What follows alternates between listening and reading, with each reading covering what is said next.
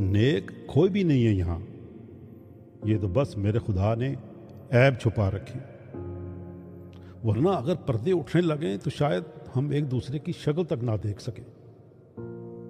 ہم سب غلطیوں کے پتلے ہیں، بس کسی کی غلطی ظاہر نہیں ہوئی اور کسی کی غلطی چھپ گئی، کسی نے توبہ کر لی تو کسی نے وقت کے ساتھ خود کو بدل لیا، اور کسی کی برائی کو اللہ نے اپنے کرم سے پردے میں رکھ لیا۔